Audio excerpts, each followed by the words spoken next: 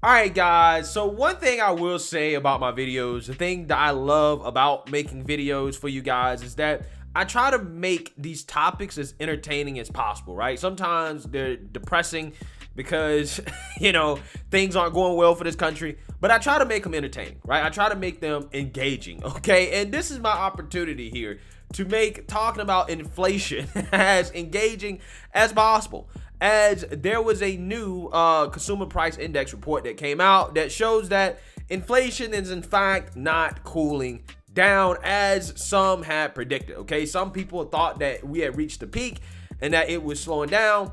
However, that seems to not be the case as Joe Biden continues to lie about the economy. So with that being said, I want to react to this video from Salve Says, this amazing video from her in which she's talking to black people about how they feel about the economy and gas prices, and the things they're going to say about Joe Biden and President Trump is going to basically prove my point about how you shouldn't vote for people based off whether or not you perceive them to be racist. You should be taking emotions out of your vote when you can. Okay, so with that being said, I want to talk about that. But before I get into this, I got to give a special thanks to our sponsor of this video, Noble Gold. Now, with inflation at 8.5% and maybe higher, don't you think you need to be smarter with your money? You need it to grow, not shrink. You need financial freedom, not debt. Start a gold IRA with Noble Gold now, and you'll be safe. And this month, for every cash deal above $20K, you'll get an incredible 3-ounce silver American Virtue coin completely free as a thank you. You cannot go wrong with Noble Gold.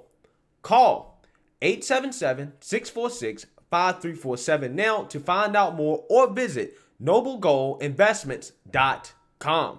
All right, so before we get into this video from Salve Says, I actually want to play a news clip from CNBC to give you guys the most updated numbers on inflation for this month. Take a look. Year over year headline, 8.6, a new cycle high, usurping March, which was 8.5. That was the highest since 1981. Now 8.6 continues to be the highest since 81 because the comp there is 8.9 to 11.8%. And if we look at year over year core, also hotter than expectations, up 6%, following 6.2%. High water mark there, 6.5, and that was in March, and that was the highest since 1982. But remember, even at 6%, coming down from the high water mark of 6.5, that standalone is still the highest since 1982. So these are super stubborn numbers.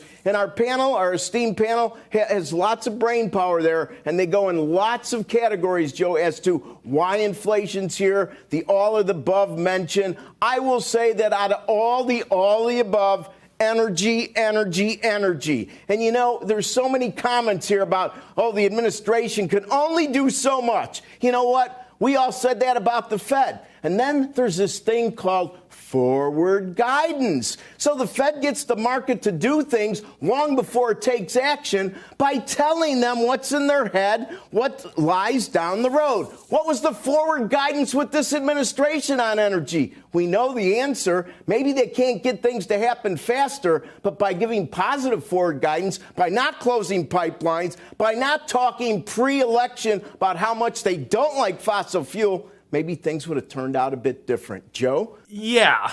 So again, energy, fossil fuels is what's driving inflation even more. Okay. And I don't see an end to this as long as energy prices keep going up. So without further ado, let's actually take a look at the reactions from black people who overwhelmingly voted for Joe Biden, which means they voted for this. Let's take a look at their reactions to Joe Biden's lies about the economy and gas prices. All right, guys, the Biden administration has been telling us that America is in one of the best spots that it's been financially and economically. Since I took office, families are carrying less debt. A recent survey from the Federal Reserve found that more Americans feel financially comfortable than any time since the survey began in 2013. Comfortable? Look at them gas prices. They ain't comfortable to me. Hell no. Joe Biden says that we're in a strong economy, that we're doing great. Do you believe that? No, we're not financially stable, comfortable, or nothing like that. But when Trump was in office, I was feeling really good. Really? Yes, Trump. So, yeah. So again, here we have it. Another video where you have black people who, again, overwhelmingly voted for Joe Biden because Trump's a racist. But under Trump, everybody's like, well, I was doing great, right? I was making a whole lot more money. You know, I felt richer, right? Gas prices weren't this high. Again, you, knowing how you felt down to Trump, you still went out and voted for Joe Biden. Why? Because most black people fell for the okie doke, once again, from the Democrat Party. Well, Trump's a racist. Well, that racism wasn't keeping you from doing well, right? Again, that racism was not taking money out of your pocket. The so-called not racist president, Joe Biden, who, again, I wouldn't even agree with that. I mean, considering some of the things he said, if you're going to characterize Trump as a racist, Joe Biden definitely is a racist. He's taking money out of your pocket. I mean, quite literally, okay? The dollar is worth less. Your money is worth less under Joe Biden because of some of Joe Biden's policies, including the stimulus. And, you know, some people are probably like, well, how would this have been different under Trump, right? How would Trump helped in a situation like this? Well, let me explain why. Well, first and foremost, Trump would not have tried to nuke, okay, our domestic oil production the way Joe Biden has, okay, basically trying to disincentivize U.S. oil producers from producing more oil, okay, because Democrats, you know, they want to push for alternative forms of energy like green energy, okay? First of all, he wouldn't have done that. Second of all, I don't think that the war in Ukraine would have happened under Trump, right? I think that Putin would not have tried to invade Ukraine under Trump, okay? I think Trump would have handled that situation a lot differently, and I don't think that we would be in this situation. Third of all, and probably the most important, to be quite honest with you, is that Trump had major influence over Saudi Arabia. Okay. In fact, let me tell y'all a story about why gas prices got super low before the pandemic in 2020. Well, because Saudi Arabia and Russia, they deny this, but this is what actually happened. They were in a price war, okay, in which they basically was just producing as much oil as possible. That's why gas prices before the pandemic in 2020 fell super, super, super low. Now, Trump, because he has influence over Saudi Arabia, he understands Saudi Arabia's role in how they can set the price of oil, right, in the market. He actually went to Saudi Arabia to say, hey, look, y'all need to cut production because this is hurting American oil producers, okay? Because if prices go too low, which they were, right, at the beginning of 2020, that's actually bad for business. That's actually bad for U.S. oil producers, and a lot of Americans were losing their jobs because prices were too low, okay? And he basically told Saudi Arabia that, listen, if y'all don't cut oil, if y'all don't cut oil production, we're actually going to withdraw our military support. And guess what? Saudi Arabia said, okay, daddy, right? That's what we do, okay? Joe Biden, on the other hand, has damaged our relationship with Saudi Arabia to the point where Saudi Arabia won't even take his phone calls. So if Trump was in office, there's no doubt in my mind that Trump would go to Saudi Arabia and say, listen, y'all need to start producing more oil. Gas prices are too high. Okay. And, you know, we'll make up for it on the back end with more military support or whatever. We'll fight your war in Yemen. Right. That's probably what he would have said. But I mean, hey, I mean, it is what it is. I mean, that's foreign policy. Okay. There's trade-offs. There's no solutions. There's trade-offs. But I don't think that we would have a war in Ukraine, which is contributing to the increase in gas prices. And I don't think that our relationship would be as terrible as it is with Saudi Arabia. I think we would actually have more influence over them, which is the most immediate thing that we can do when it comes to global oil prices. Okay. Now, when it comes to inflation in general, I still think there would have been some inflation regardless of whether or not Trump was in office, because this is not just an American problem. It is a global issue, right? We're having global inflation, even though, you know, we are the largest consumers, right, in the world, okay? And when demand is stimulated in the United States, that has an impact everywhere around the world, obviously. But I don't think it would be as high as it is right now. And the reason why is, again, one, because I think Trump would have much more influence, or have the ability to have much more influence over oil prices than Joe Biden. But also, two, because if Trump would have stayed in office, and let's say the Republicans would have had the House and the Senate or whatever, I don't think they would have spent nearly as much money as Democrats did on a third stimulus, if we would have got a third stimulus. Because, again, if Mitch McConnell could have it his way, right, he would have no stimulus, right? Let's keep it 100. Mitch McConnell is stingy, and a lot of people hated him for it at the time, but he was right. You know, I mean, we didn't need more stimulus, to be quite honest with you. Okay, because at that point, when Biden got into office, before the Democrats even did that stimulus, all the financial institutions, all the big banks was like, yeah, we're going to have record GDP growth in 2021. We really don't need a stimulus. And the stimulus checks weren't even being spent like that. Okay. But no, the Democrats had to have their stimulus. And that cost us, right? It cost us to pay people to sit at home and not work, right? It is what it is. I don't think that would have happened if Trump was in office and Republicans were controlling Congress.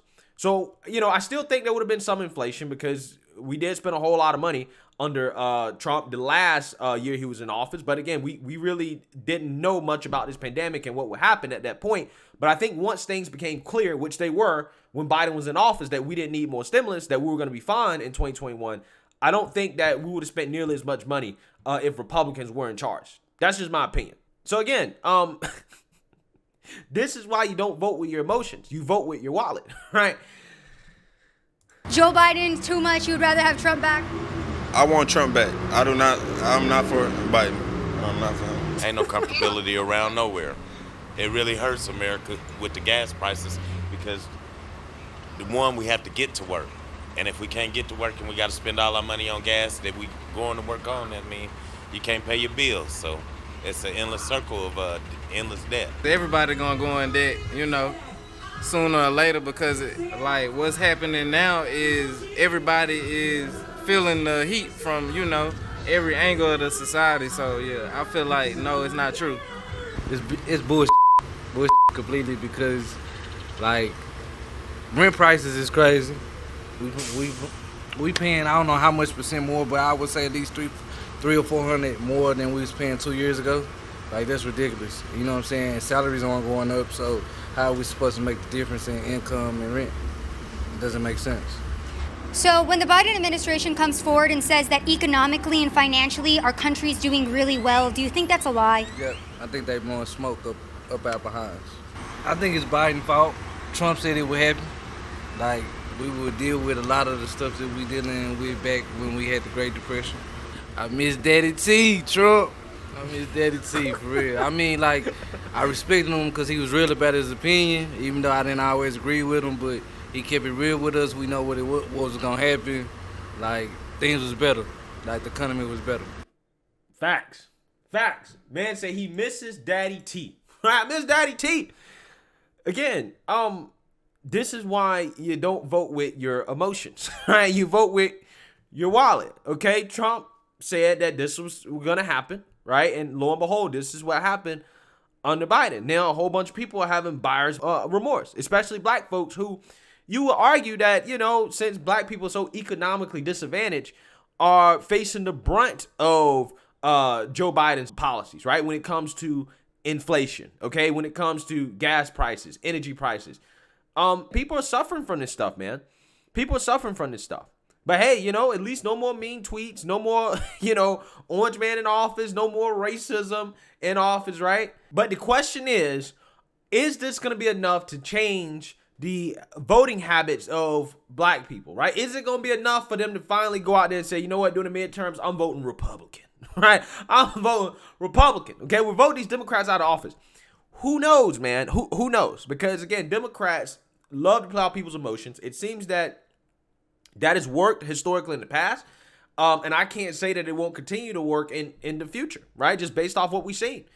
However, I'm hoping and praying that it is different this time around, okay? I hope it's different. I hope people are waking up to the buffoonery from the Democrats. But we'll see. I'm not getting my hopes up. I'm just saying. I'm seeing a whole lot of, you know, black people coming out and saying, hey, you know what? This ain't what we voted for, right? We didn't think we was getting this when we voted for Biden. The polls are showing black folks ain't really feeling Biden like that. Everything is signaling that there should be a shift in the black vote come 2022 and 2024. However, again, I'm not getting my hopes up. We will see, right? We will see when the time comes, okay? Just don't fall for the okie doke, because the Democrats will come with the emotions. They will come with the okie doke. They're going to accuse whatever GOP candidate that is running in 2024 of being a racist, okay? So let me know what you guys think. Make sure you like, comment, and subscribe. Most importantly, share a black conservative perspective. Peace.